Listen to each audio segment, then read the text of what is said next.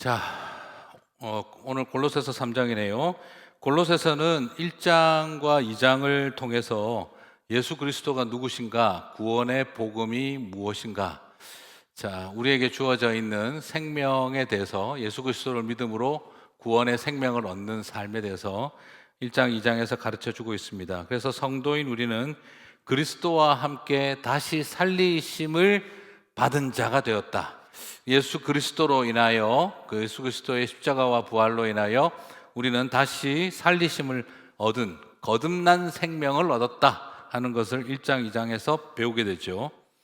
그러면 골로새서가 우리를 거듭난 생명을 얻게 되었다 하는 것을 알게 하고, 그리고 십자가와 부활이라고 하는 또 이 교리를 가르쳐 주는 것이 목적이었다면, 골로새서는 어디서 끝이 나야 됩니까? 2장에서 끝이 나야 되죠.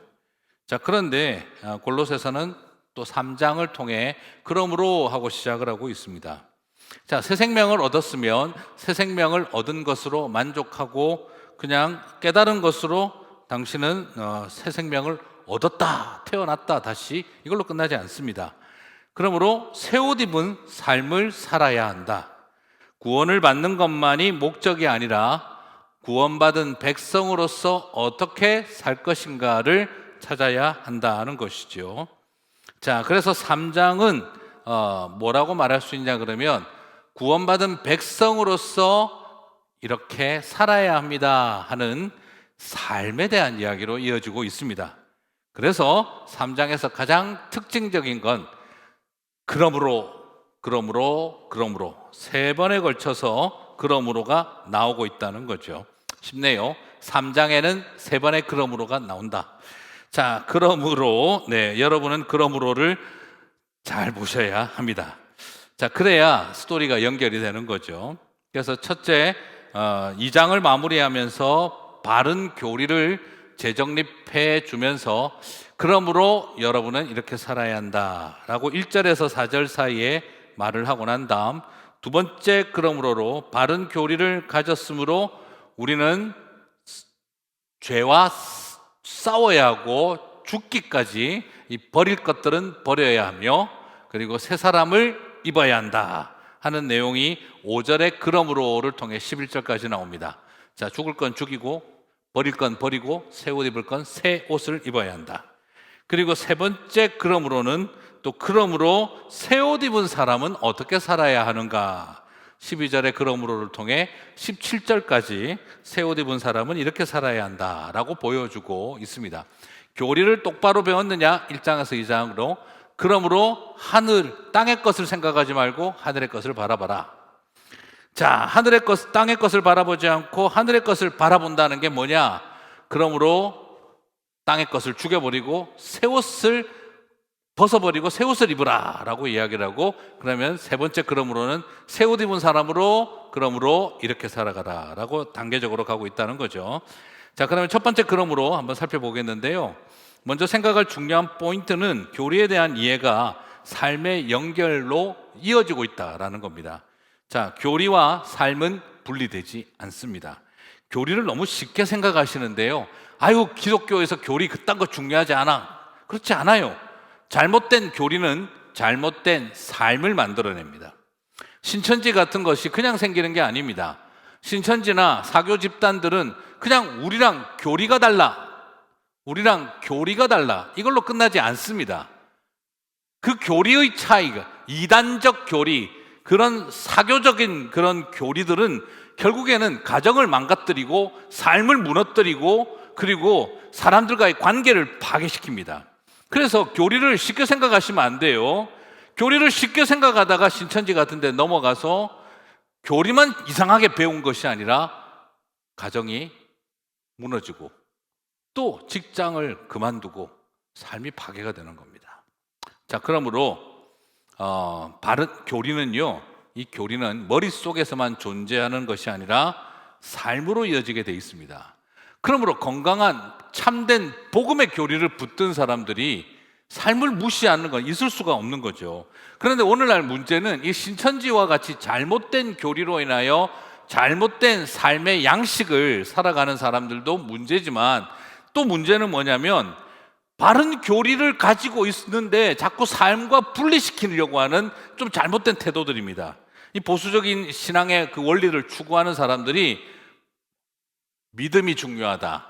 믿음이 중요하다. 그러므로 율법주의를 버려라. 도덕주의를 버려라. 그러면서 율법적이고 그것은 도덕주의적인 삶은 율법주의다. 그러므로 행함을 강조하지 마라. 믿기만 하면 된다. 그래서 이걸 주로 어떻게 했습니까? 교회 지도자들과 목회자들이 굉장히 무서운 그 죄를 범하고 나서 그 성적인 어떤 범죄들을 범하고 나서나 죄를 짓고 나서 그 다음 한다는 소리가 털어서 먼지 안 나는 목사가 좋아요. 털어서 먼지 나는 목사가 좋아요. 뭐 지네들만 깨끗한 것처럼 하는 사람들 재수없잖아요. 나는 흠 많은 목사인데 여러분 다 똑같은 우린 죄인이야. 도덕주의자들, 저 율법주의자들 말을 듣지만 복음은 그게 아니야. 이런 식으로 자꾸 함으로써 성도들의 삶과 복음이 분리된 것처럼 자꾸 생각을 합니다. 이건 완전히 잘못된 태도입니다. 잘못된 교리가 삶을 망가뜨리듯이 교리를 왜곡시켜서 삶을 무너뜨리는 것도 신천지 같은 거짓 교리만큼이나 위험한 것입니다. 여러분 이것은 철저하게 조심해야 됩니다. 자, 그래서 너희가 그리스도와 함께 다시 살리심을 받았느니라 할렐루야 하고 끝낸 것이 골로새서가 아니라 골로새서는요 너희가 그리스도와 함께 다시 살리심을 받았으면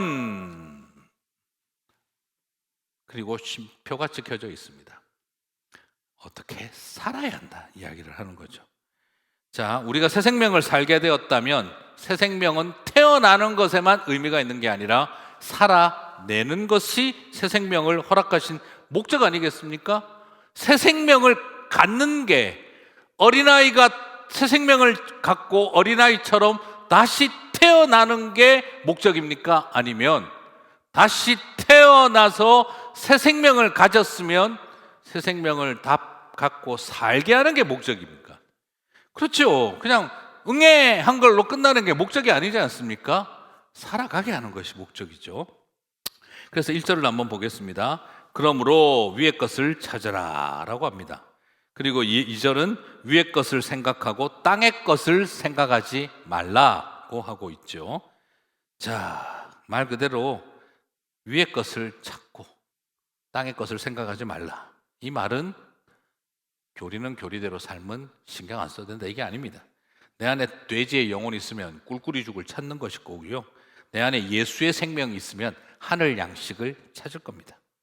내 안에 새 생명을 추구하는 건 삶의 방향을 바꾸는 일입니다. 자, 그러면 여기서 땅의 것을 버리고 하늘의 것을 추구한다. 그러므로 땅의 것을 버리고 하늘의 것을 추구해라. 새 생명을 가졌으니까 이게 뭘 말하는 걸까요? 그래, 나는 이제 종교적인 삶을 살아가고 교회 가서만 신앙생활하는 것 중심으로만 살아야 한다.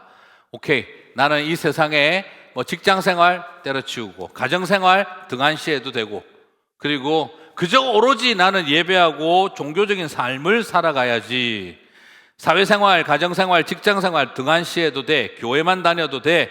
라는 것 아닙니다. 하늘을 추구하고 사는 것이 붕 떠있는 삶을 살아간다는 걸 말하는 게 아닙니다. 이 말은 바로 뭐냐? 이 땅을 디디고 살아가고 있는 우리가 하늘 가치를 우리의 직장생활에, 하늘 가치를 내 비즈니스 현장에, 하늘 가치를 내가 다니는 학교에, 하늘 가치를 내가 살고 있는 가정에, 하늘 가치를 내가 살고 있는 이 미국 땅에 실현하고 살아가는 일을 한다는 말이죠. 자, 이걸 땅의 것을 생각하지 말고 하늘의 것을 생각하라. 이걸 완전히 오해하는 사람들은 직장생활, 가정생활, 사회생활, 뭐 학교생활 다 등한시하고 종교생활만 한다. 이걸로 오해를 합니다. 그렇지 않습니다. 하늘의 것을 추구한다는 뜻은 우리의 가정, 직장, 사회, 학교, 비즈니스 그곳에 하늘 가치가 임하게 하는 것입니다. 그게 하늘의 것을 생각하는 삶이죠. 이 말은 뭡니까? 하늘의 것을 생각하라. 하늘의 것을 추구하라. 머릿속에 월드뷰와 세계관, 이 가치관, 이 모든 것이 변하는 걸 말하는 거지 무시하라는 뜻이 아닙니다.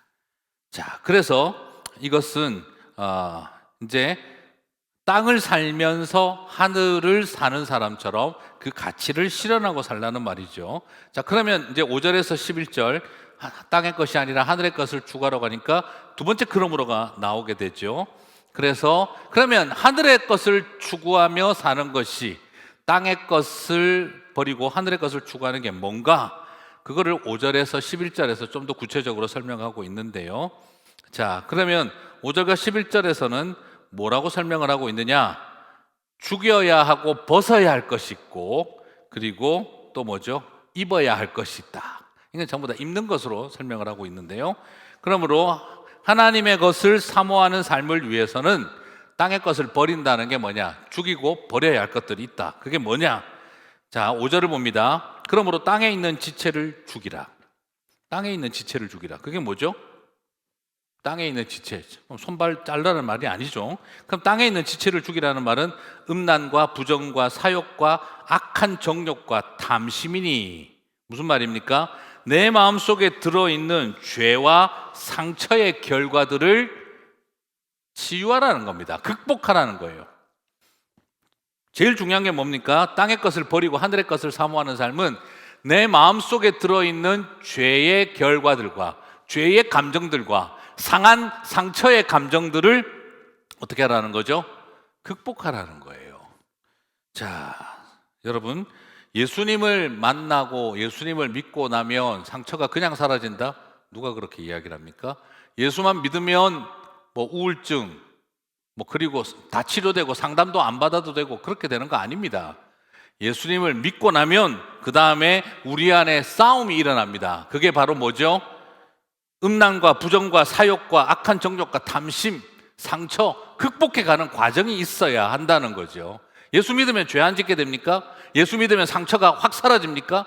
그건 말이 안 되는 이야기죠. 나는 예수님을 믿는 순간부터 음란이 사라졌다. 예수님을 믿는 순간부터 내 마음에 있던 욕심이 사라졌다. 한순간에 사라집니까, 죄가? 그럼 왜 죄질까요? 예수 믿고도? 그렇지 않죠.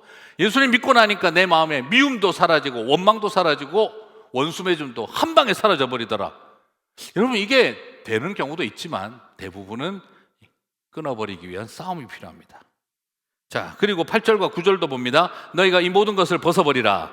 곧 분함과 노여움과 악의와 비방과 너희 입에 부끄러운 말이라. 너희가 서로 거짓 말을 하지 말라. 역시 상처와 죄와 관련되어진 죄로 인한 감정, 상처로 인한 감정들이 나오고 있습니다. 거짓말들, 그리고 비방하는 말들, 부끄러운 말들, 땅의 것을 버리라는 첫 번째 삶은 5절과 8절, 9절을 통해 상처와 죄로 인해 파생되어진 상한 감정들을 벗어버리라는 거예요. 자, 이건 불신자들에게 한 말이 아닙니다. 이건 바로 골로새 교회에게 한 말이죠. 자, 무슨 말입니까? 예수님을 믿고 예수님과 함께 죽고 예수님과 함께 다시 살았다고 하는 사람들도 여전히 뭐가 필요하다는 겁니까? 죄의 감정과 상한 감정을 극복하기 위한 내적 치유의 과정이 필요하다는 걸 보여주고 있습니다. 저는 가끔씩 너무 쉽게 예수 믿으면 피 묻은 복음만 있으면 모든 감정들을 극복한다라는 아주 단순한 접근을 조심해야 된다고 생각을 하고 싶어요. 사람은 누구나 다 죄와 상처의 상한 감정들을 예수를 믿고 나면 극복하고 버리기 위한 싸움을 해야 합니다. 자, 말 그대로 우리 안에 죽여야 할 것, 상한 감정과 상처, 죄의 결과들입니다. 자, 그런데 또한 이것이 사적으로 내 내면 세계의 감정과의 싸움만으로 끝나지 않습니다. 우리가 예수 그리스도를 믿어 다시 살았다면, 예수 그리스도를 믿어서 다시 살았다면 내 안에 있는 죄의 감정과 그리고 상처의 감정을 죽이고 버려야 되지요. 그러나 내 내면의 문제만 해결되어지는 게 복음의 능력은 아닙니다.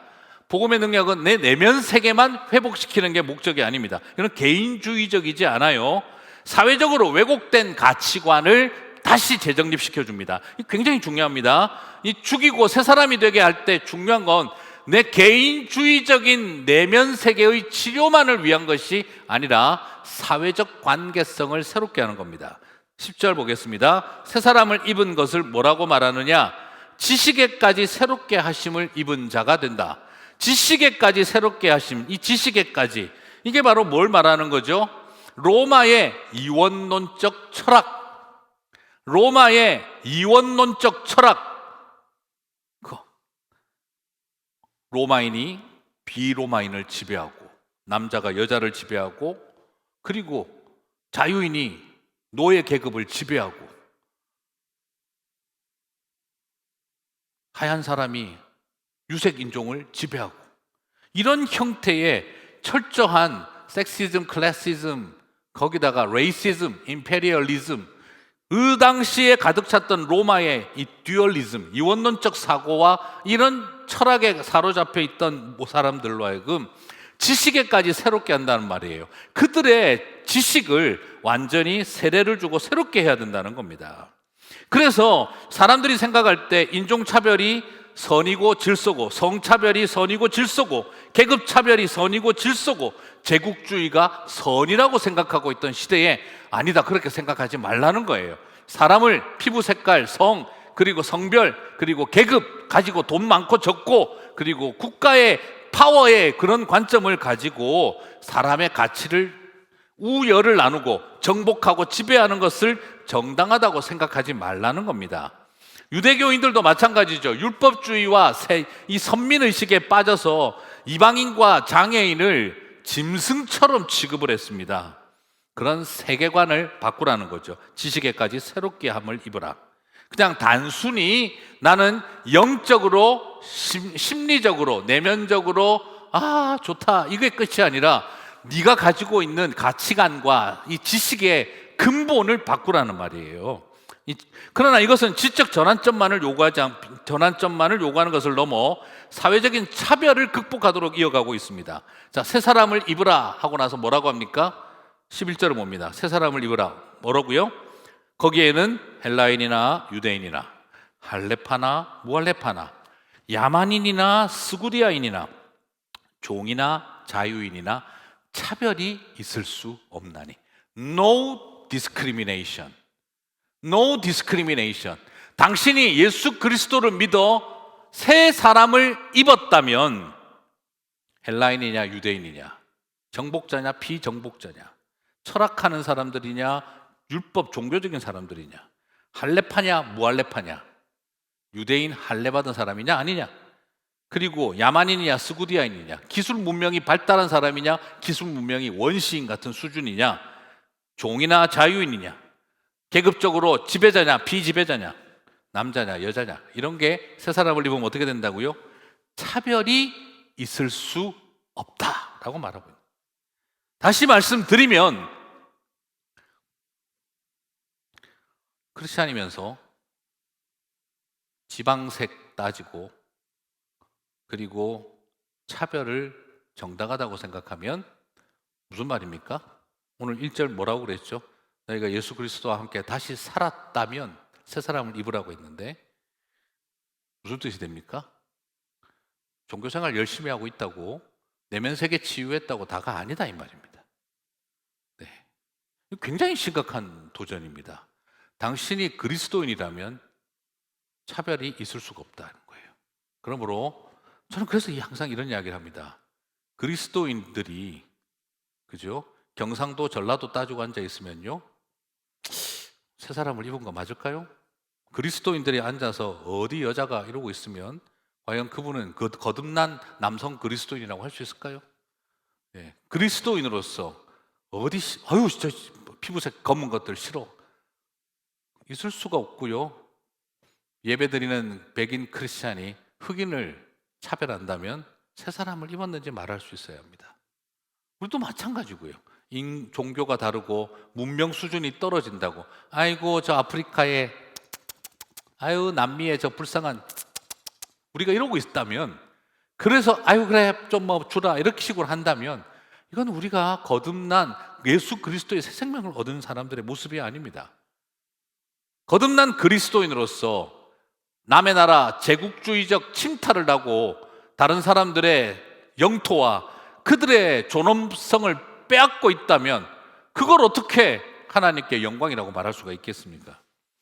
헬라인이나 유대인이나 민족적 적개심, 할레파나 무할레파나 신학적인 갈등, 야만인이냐 스구디아인이냐, 문명과 기술의 차이, 종이냐 자유이냐, 계급적 차이와 적개심, 그리고 이런 어떤 형태의 모든 종류의 차별에 기초한 갈등 때문에 혐오를 정당화하고 포비아를 만들어가고 있는 한은 우리는 새 사람을 입은 자의 삶이 아니다라고 말하고 있는 겁니다. 자, 여러분, 사회적 집단과의 차별과 갈등을 뛰어넘는 일이 새 사람을 입은 자의 삶으로 오늘 사도 바울은 골로새서를 통해 말하고 있습니다. 자, 여러분, 나 교리를 믿어 생명을 얻었습니다. 충분하지 않습니다. 여러분의 죄의 감정과 상처의 감정에 치유가 일어나지 않으면 안 됩니다. 그러나 내면 세계가 잘 해결됐다고 만족하실까요? 아닙니다. 나의 세계관과 지식이 달라져야 되고, 그리고 새 사람을 입었다면 사회적 갈등과 차별을 만들어내는 일에 앞장서는 것이 그리스도인의 삶이 아니라 사회적 갈등과 차별을 혐오하던 그 눈들을 극복하여서 우리 모두가 다 함께 살아가는 세상, 민족 모순, 계급 모순, 종교 모순, 신학 모순, 그리고 우리 안에 가득 찬 여러 가지 모순 구조들을 갈라진 세상을 극복하고 품어내는 삶이 새 사람을 입은 그리스도인의 삶이라고 말하고 있습니다. 그리고 세 번째, 그러므로는 이것을 강조하고 난 다음에 새 옷 입은 사람으로서 어떻게 살아야 하는지를 보여주고 있습니다. 그래서 이게 여러분, 사람의 힘으로 이게 가능한 게 아니잖아요. 그래서 이게 되려면 그게 뭐냐? 그러면 어떤 마음으로 가능할까요? 와, 나에게 어떤 철학적, 사회학적 결단을 해야 되겠다. 이런 어떤 모순 구조를 뛰어넘기 위해서는 철학적인 어웨이크닝이 있어야 하고, 이걸 위해서는 그래, 계급 없는 세상, 젠더 이슈가 없는 세상, 그리고 이 제국주의를 파하기 위해서 나는 이제 이 혁명투사가 되어서 이 정말 강력한 젠더 의식, 계급 의식, 민족 의식, 이런 것을 가져서 나는 혁명적 투사가 되어야 되겠다. 제일 쉬운 세상적 방법이죠. 여러분, 성경은 저와 여러분에게 적개심으로 가득 찬 계급 투사, 계급적인 투사, 젠더의 투사, 그리고 민족적 투사가 되라고 이야기하고 있지 않습니다. 오히려 여기서 말하고 있는 것은 12절에서 14절, 어떻게 이걸 그러므로 우리가 극복할 수 있나? 긍휼과 자비와 겸손과 온유와 오래 참음을 옷 입고 성령의 열매로 풍성하라는 거예요. 네, 철학적, 그리고 사회학적, 그리고 혁명적 그런 어떤 전투력이 아니라 성령의 열매로, 성령의 인격으로, 그리스도의 성품으로 풍성해야 된다는 거예요. 그리고 누가 누구에게 불만이 있거든 서로 용납하여 피차 용서하되 주께서 너희를 용서하신 같이 너희도 그리하고 이 모든 것 위에 사랑을 더하라. 여러분, 굉장히 중요합니다. 이 새 사람을 입는 삶은요, 어떤 우리 안에 그 열성적 어떤 투사가, 적개심이 넘치는 것이 아니라 오히려 성령의 열매와 그리고 그리스도의 성품으로 가득 차야 합니다. 자, 그리고 지적인 각성과 수준에 기초한 게 아니라 이것은 성령의 충만의 결과. 자, 여러분 잘 기억하시기 바랍니다. 그렇다고 또 내가 착한 줄 착각하지 마세요. 나는 참 온유하고 겸손하고 오래 참고 착각하지 마세요. 성령의 은혜를 덧입은 겁니다. 성령께서 하시는 일은 방언하고 귀신 쫓아내고 은사적인 것이 아니라 여러분 안에 하나님의 성품을 열매 맺게 하는 일이죠. 그걸 통해서 나 하나 착해지게 만든다? 병주 착하게 만들기 프로젝트를 하시는 것이 아닙니다. 그걸 통해 새 사람을 입어 갈등 구조를 극복하는 피스메이커가 되게 하는 것이죠. 그리고 13절에서 불만이 있다라고 했는데요, 이 불만이 있다면 했잖아요. 이 불만이라는 게 뭐냐 그러면 많은 상처와 고통에 의한 울분, 서름 같은 겁니다. 좀 다르게 표현하자면 젖은 상처를 말해요. 젖은 상처.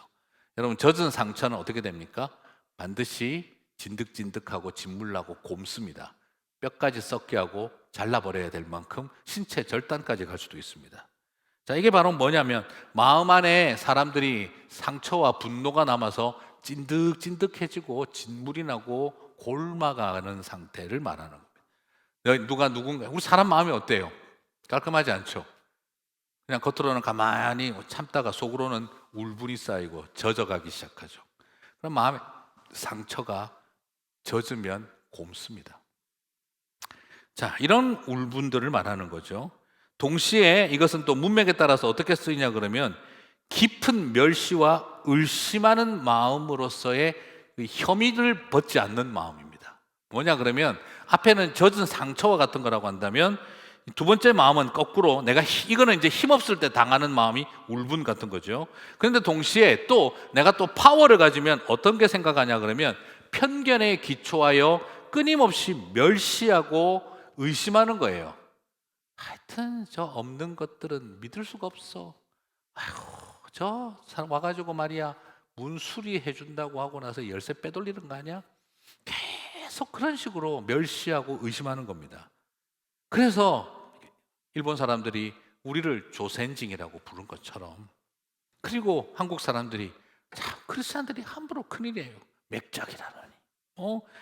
그러니까 유대인들이 율법을 만든다는 사람들이 나사렛에서 무슨 선한 것이 날 수 있느냐. 앞에서의 이 불만이 열등한 사람, 사회적으로 하층민이 말할 때는 젖은 상처를 말한다면 이 말이 우월한 사람들에게 쓰일 때는 뭐냐면 무시하고 신뢰하지 않고 혐오하는 말입니다. 자, 이런 마음이 지가 높아도 불만이 있고 낮아도 불만이 있어요.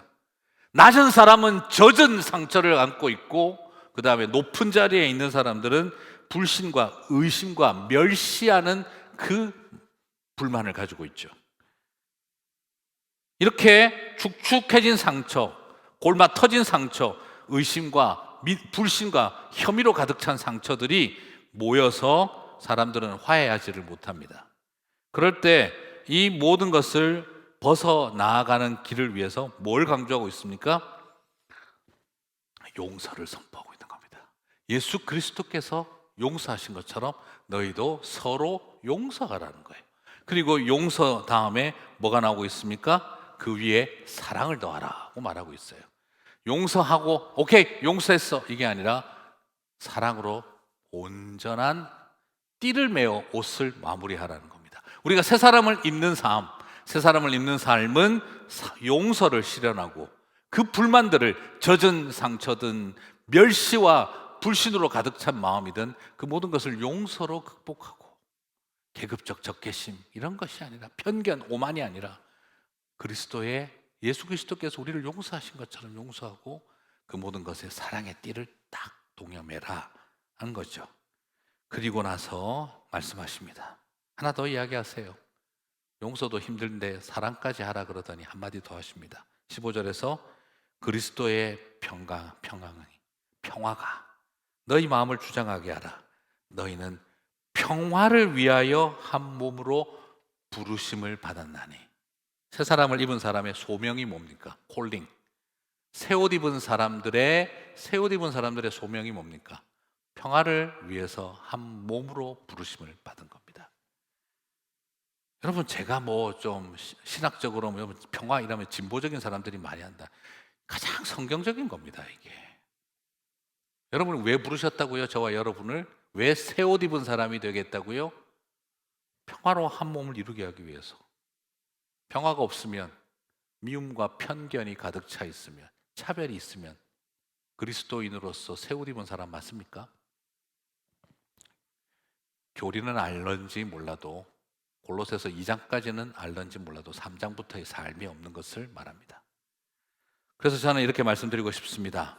단지 종교적 그리스도인이 되는 것으로 충분하다 생각하지 마시고 사도 바울은 예수 그리스도로 거듭나 새 생명을 얻은 새 옷 입은 사람이라면 인종적, 계급적, 문명적, 그리고 성적, 그리고 종교적 편견을 뛰어넘어 그리스도의 용서와 그리고 그리스도의 사랑으로 그리스도의 성품으로 하나된 평화 공동체를 이루는 소명을 받은 삶이라고 사도 바울은 정리하고 있습니다. 자, 오늘 저와 여러분에게 이 모든 것을 살펴보시면서 저는 이제 이것을 통해 저와 여러분이 참된 예배자가 되었으면 좋겠습니다. 마무리하겠습니다. 16절, 17절 그렇게 되어 있죠. 16절은 예배자의 삶, 하나님 앞에 참된 예배자의 삶. 17절은요, 생활신앙인의 삶. 무엇을 하든지 말해나 이래나. 16절은 예배자의 이야기, 17절은 우리 일상의 이야기입니다. 새 옷 입은 사람은 어떻게 된다고요? 매우 영적입니다. 16절 매우 예배자의 모습입니다. 그리고 17절 참되고 신실한 생활신앙인의 모습이 되죠. 자, 이렇게 골로새서 말씀을 바라보면서 내가 예수 그리스도를 믿어 새 생명을 얻었다면 신령과 정말 그 진정한 노래로 찬미하는 예배자가 되며 무슨 일을 하나 참된 생활인이 되는 아름다운 그리스도인 되시기를 축복합니다. 수고 많으셨습니다.